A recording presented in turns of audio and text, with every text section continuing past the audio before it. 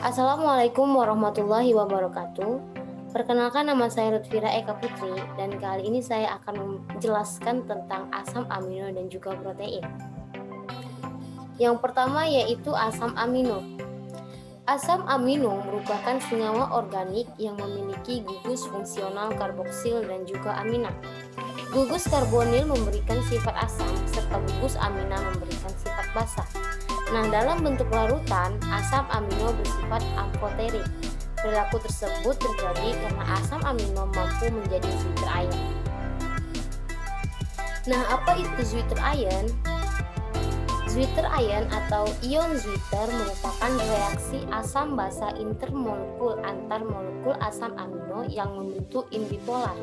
Bentuk asam aminonya yang dominan bergantung pada pH larutan, yaitu yang pertama, dalam larutan asam kuat, asam amino membentuk kation. Yang kedua, dalam larutan basa kuat, asam amino membentuk anion. Dan jika bersifat netral dengan syarat konsentrasi kation sama dengan anion, maka ion bipolar maksimum. Menurut Leninger pada tahun 1982, asam amino itu terbagi menjadi dua bagian. Yang pertama yaitu asam amino esensial dan asam amino non-esensial. Asam amino esensial ini merupakan asam amino yang tidak bisa dibuat dalam tubuh atau bisa dibuat tetapi jumlahnya tak mencukupi untuk keperluan tubuh.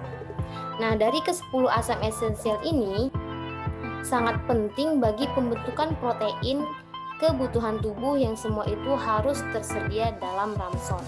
Yang kedua yaitu asam amino non-esensial, merupakan asam amino yang bisa dibuat dalam tubuh dari amiden dengan asam-asam organik biasa. Yang selanjutnya yaitu klasifikasi asam amino.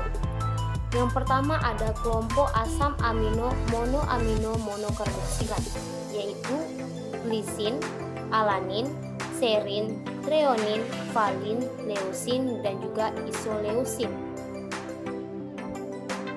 Yang kedua ada kelompok asam amino yang mengandung sulfur, yaitu metionin, cysteine, dan juga cysteine. Yang ketiga kelompok asam amino monoamino dikarboksilat, yaitu asam aspartat dan juga asam glutamat. Yang keempat kelompok asam amino dasar yang meliputi lisin, arginin, hidroksiprolin, dan juga histidin. Yang kelima asam amino aromatik yang meliputi fenilalanin dan juga treonin. Yang terakhir yaitu kelompok asam amino heterosiklik yang meliputi triptofan, prolin, dan juga hidroksiprolin.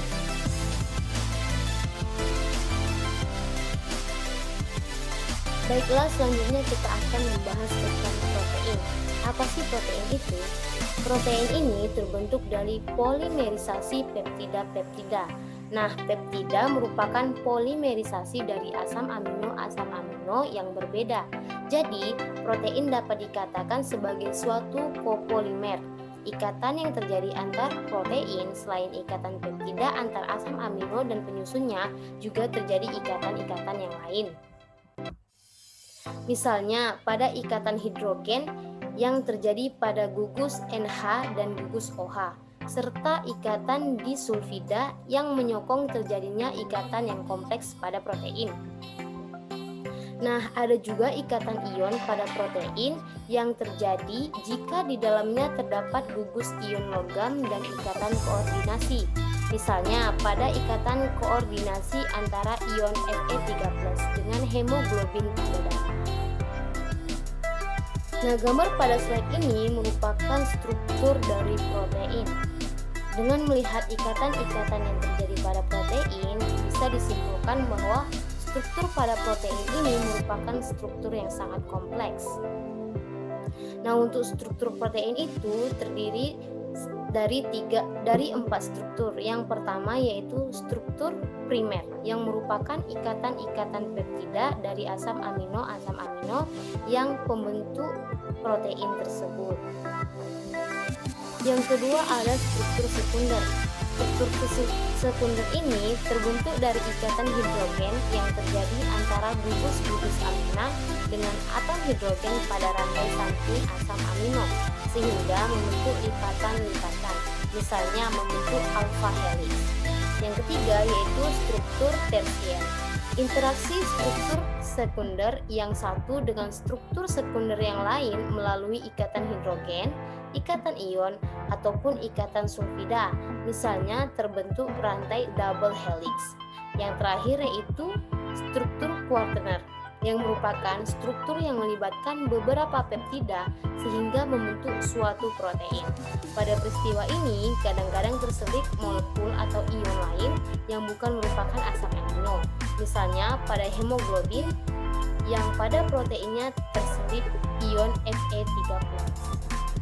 Selanjutnya kita masuki pada sifat-sifat protein. Apa saja sih sifat-sifat dari protein itu? Yang pertama, protein itu sukar larut dalam air karena ukuran molekulnya yang sangat besar. Yang kedua, dapat mengalami kerusakan atau terdenaturasi akibat pemanasan. Pada denaturasi ini, protein mengalami kerusakan mulai dari struktur tersier sampai struktur primernya. Yang ketiga, bersifat amphoter karena membentuk ion glitter. Pada titik isoelektriknya, protein mengalami koagulasi sehingga dapat dipisahkan dari pelarut. Dan yang terakhir, protein ini dapat mengalami koagulasi oleh pemanasan dan penambahan asam atau basa. Selanjutnya kita memasuki pada protein konjugasi. Protein konjugasi ini merupakan senyawa protein yang mengikat atau terikat dengan molekul lain yang bukan protein. Nah, protein konjugasi ini terdiri atas nukleoprotein yang merupakan protein yang terikat pada asam nukleat, terdapat pada inti sel dan ditambah biji-bijian. Yang kedua ada glikoprotein yang merupakan protein yang berikatan dengan karbohidrat, terdapat pada musin kelenjar ludah, hati, dan juga tendon.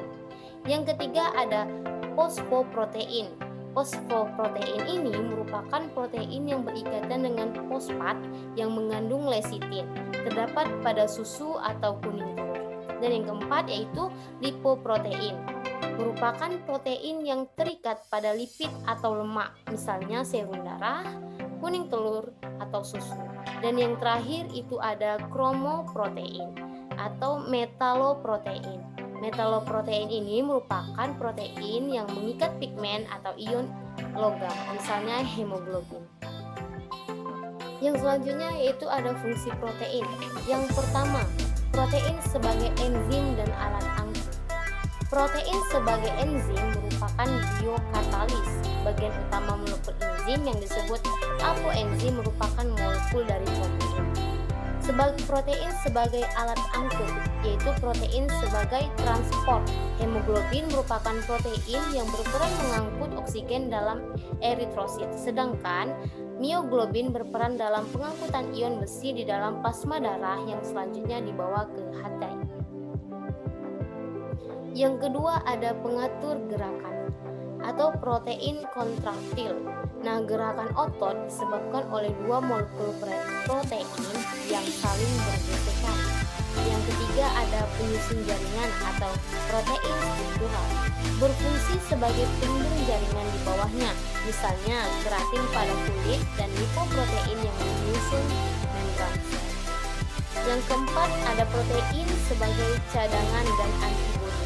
Protein sebagai cadangan merupakan protein yang berfungsi sebagai cadangan makanan, misalnya kecambah dan oval buning. Protein sebagai antibodi berperan dalam melindungi tubuh dari mikroorganisme patogen. Yang kelima ada pengatur reaksi atau protein pengatur. Nah, protein berfungsi sebagai pengatur reaksi di dalam tubuh kita. Misalnya, insulin yang berperan dalam mengubah glukosa menjadi glukogen. Dan yang terakhir ada pengendali pertumbuhan. Protein bekerja sebagai penerima atau reseptor yang dapat mempengaruhi fungsi bagian-bagian dari DNA. Demikian yang dapat saya sampaikan. Apabila ada kesalahan mohon maaf. Saya akhiri, wabillahi taufik wal hidayah. Wassalamualaikum warahmatullahi wabarakatuh.